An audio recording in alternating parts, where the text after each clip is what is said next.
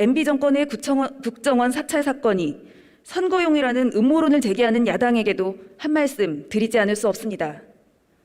문제가 되는 것은 국정원이 사찰을 했다는 사실이지 지금이 선거 국면이라는 것은 어떠한 고려사항도 되어서는 안 됩니다. 서울시장 재보궐선거가 끝나고 나면 대선을 준비하는 기간이 시작됩니다.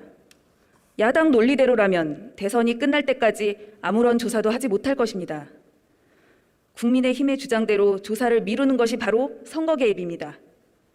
과거의 잘못이나 범죄가 밝혀졌으면 법과 절차에 따라 조사하면 되는 것이지 여기에 정략적인 계산이 들어가서는 안 됩니다. 그것이야말로 우리가 극복해야 할 과거의 잘못된 모습입니다.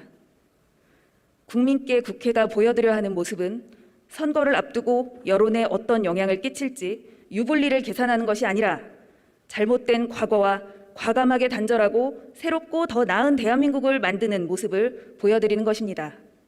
당시 국정원이 18대 국회의원 전원과 일부 방송인 등에 대한 사찰 문건을 작성했고 현재도 국정원이 이를 보관하고 있다는 보도가 이어졌습니다.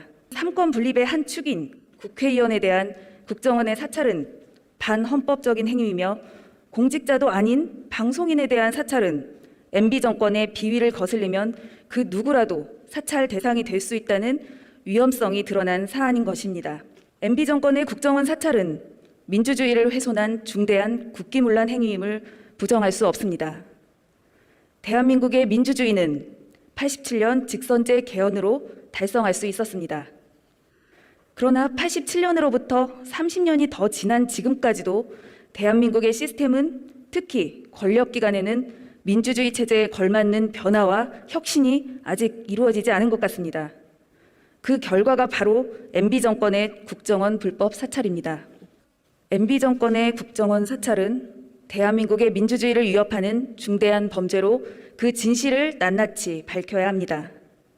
이명박 전 대통령은 물론 당시 청와대와 정부의 고위 인사들 중 누가 사찰을 지시했는지 그리고 어디까지 보고를 받았는지 수사기관에 엄정하고 신속한 수사가 이루어져야 합니다.